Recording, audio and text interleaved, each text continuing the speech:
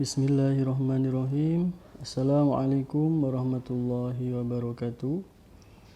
Selamat siang anak-anakku sekalian, siswa-siswi kelas 10 SMK Syed Ihsan Perjuangan.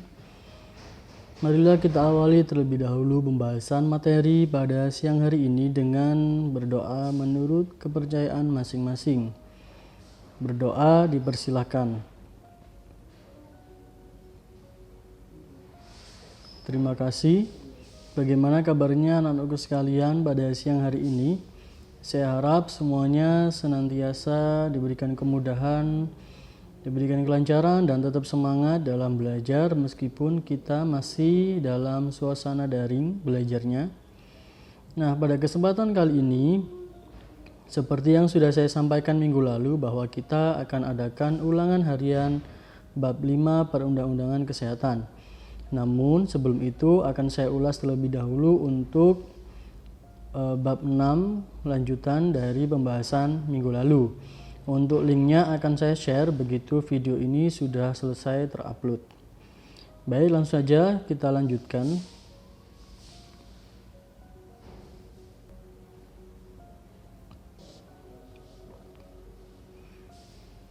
Baik anak-anak, kita lanjutkan untuk pembahasan ya ke materi. Pada kesempatan kita kali ini kita akan membahas mengenai persyaratan distributor atau pengelola, kemudian penandaan dan pelaporan mengenai bahan berbahaya. Kita lanjutkan. Nah, persyaratan distributor atau pengelola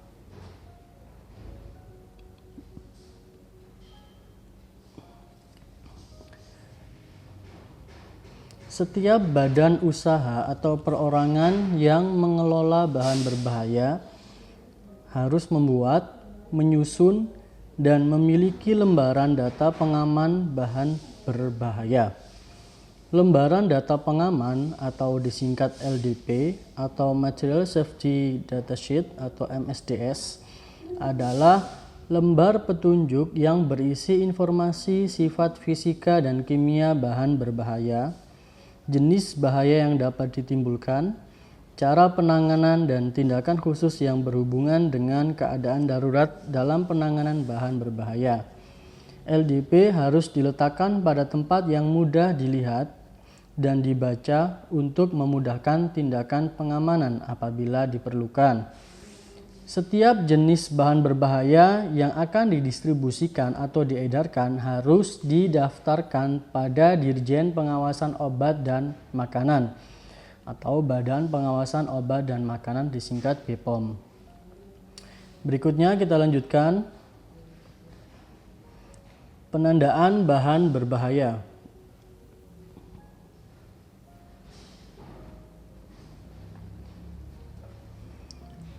Setiap bahan berbahaya yang diedarkan harus diberikan wadah dan kemasan yang baik serta aman.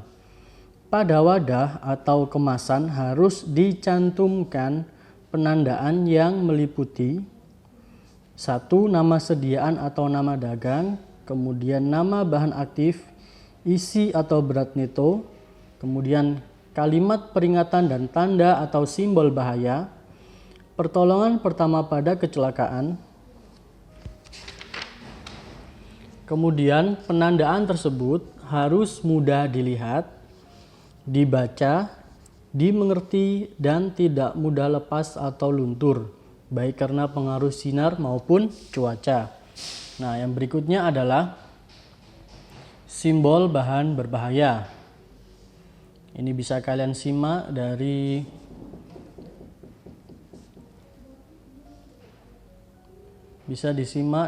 PDF yang sudah saya share ya anak-anak ya. Simbol yang pertama ini adalah simbol dari iritan atau iritasi, lambangnya X besar dan I kecil.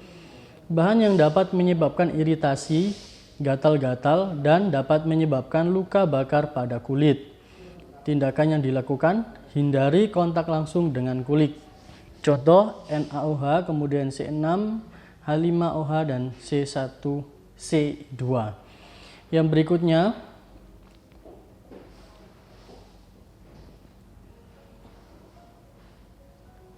Simbol berbahaya yang kedua, simbol bahan berbahaya yang kedua adalah harmful atau bahaya. Lambangnya X besar dan N kecil. Bahan yang dapat merusak kesehatan tubuh bila kontak langsung dengan tubuh atau melalui inhalasi. Tindakannya, jangan dihirup, jangan ditelan, dan hindari kontak langsung dengan kulit. Contohnya etilen glikol dan juga diklorometan. Simbol bahan berbahaya yang berikutnya adalah very toxic atau sangat berbahaya. Lambangnya T besar dan tanda plus. Bahan yang bersifat sangat beracun dan lebih sangat berbahaya bagi kesehatan yang juga dapat menyebabkan sakit kronis bahkan kematian. Tindakannya, hindari kontak langsung dengan tubuh dan sistem pernafasan. Contohnya kalium sianida, hidrogen sulfida, nitrobenzen, dan antropin. Simbol bahan berbahaya yang berikutnya adalah korosif atau korosi. Ini simbolnya anak-anak ya. Lambangnya adalah C.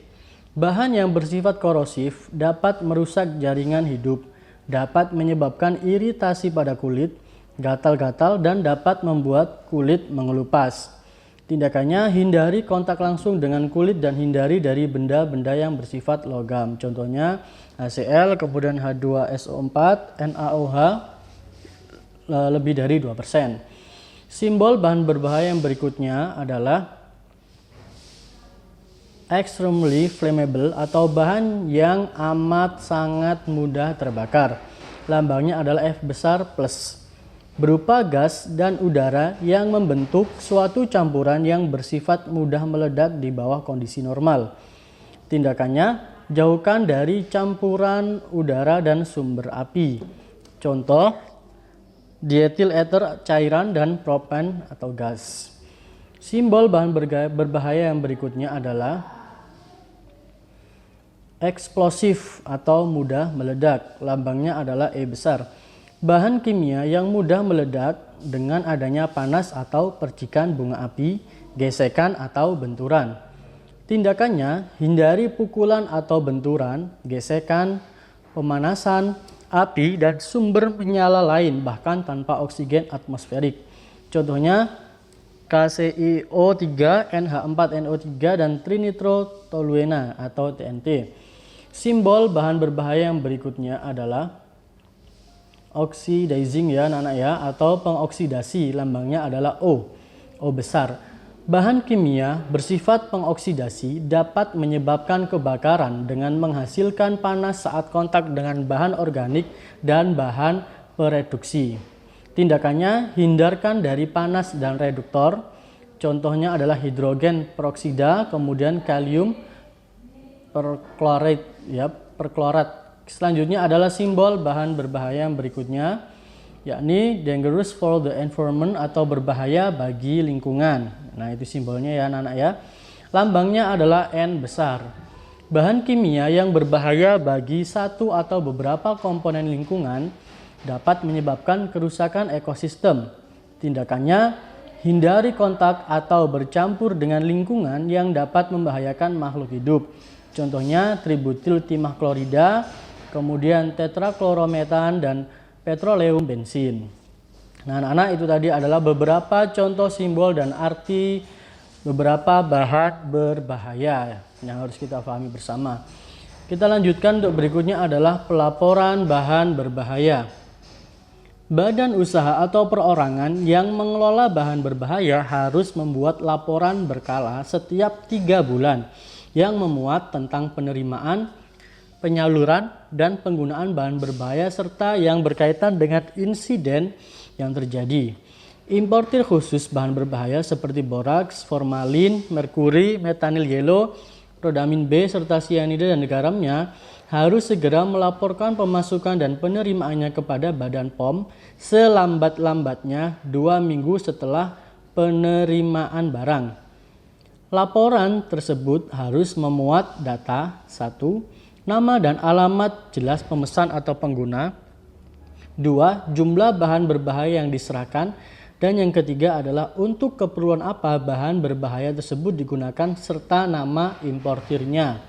Nah ini anak-anak ya, jadi suatu industri yang memproduksi bahan berbahaya atau menggunakannya, mereka harus melakukan pelaporan secara berkala setiap 3 bulan.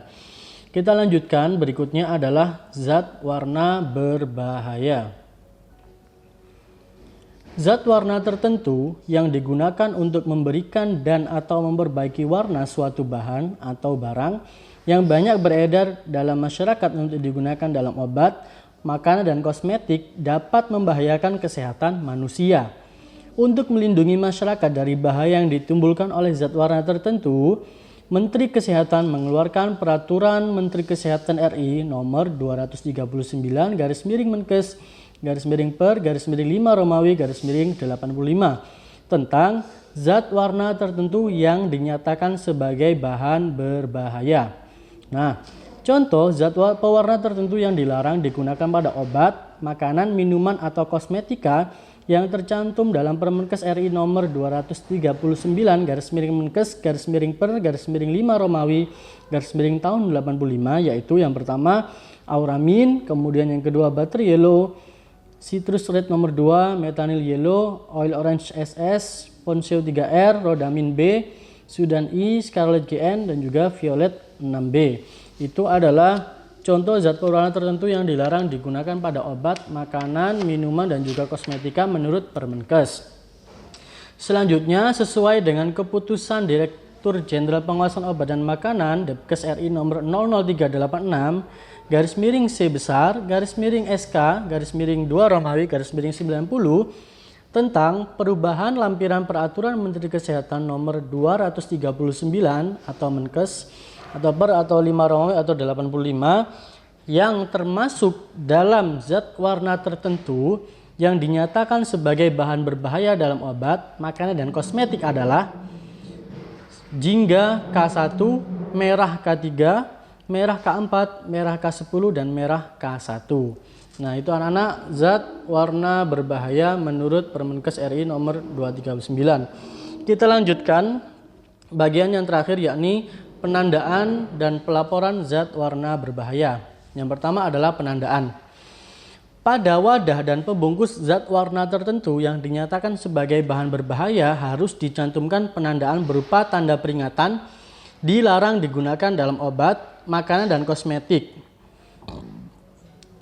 atau dilarang digunakan dalam obat dan makanan, dengan huruf Latin besar berwarna merah dan dapat dibaca dengan jelas. Itu untuk penandaan pada zat warna berbahaya. Yang berikutnya adalah pelaporan. Zat warna tertentu yang dinyatakan sebagai bahan berbahaya dilarang digunakan dalam obat, makanan, dan kosmetik kecuali mendapat izin dari Dirjen POM, sekarang Badan POM, badan usaha atau perorangan yang memproduksi, mengimpor, dan mengedarkan zat warna tertentu ini harus mendaftarkan bahan tersebut kepada Dirjen POM atau Badan POM, serta membuat laporan khusus tentang produksi, impor, dan peredarannya. Nah, anak-anak, itu adalah mengenai penandaan dan pelaporan zat warna berbahaya. Nah, pada kesempatan kali ini kita sudah merampungkan untuk bab 6 kita ya. Jadi insya Allah minggu depan kita ada ulangan harian juga untuk bab 6-nya. Kalau memang memungkinkan begitu ya. Nah, untuk tugasnya kalian sekarang tidak ada tugas khusus ya untuk hari ini, karena kita akan mengerjakan ulangan harian di Google Classroom yang nanti kode kelasnya akan saya share di grup kalian. Jadi kalian bisa mulai mengerjakan. Jangan lupa untuk laporannya seperti biasa di awal dan akhir pengerjaan dikirim ke saya di screenshot. Kemudian juga absen kalian di kolom komentar kelas itu ya. Bisa kalian komentar nama kelas seperti itu. Dan pesan saya yang terakhir, anak-anak tetap jaga kondisinya, tetap terapkan 3M dimanapun kalian berada. Konsumsi makanan dan minuman yang bergizi, istirahat yang cukup, jangan begadang, dan tetap di rumah aja. Baik, mari kita tutup perjumpaan kita pada siang hari ini dengan berdoa menurut kepercayaan masing-masing. Berdoa dipersilahkan. Berdoa selesai. Terima kasih anak-anakku sekalian. Semoga bermanfaat. Kurang lebihnya saya mohon maaf. Assalamualaikum warahmatullahi wabarakatuh. Selamat siang anak-anakku sekalian.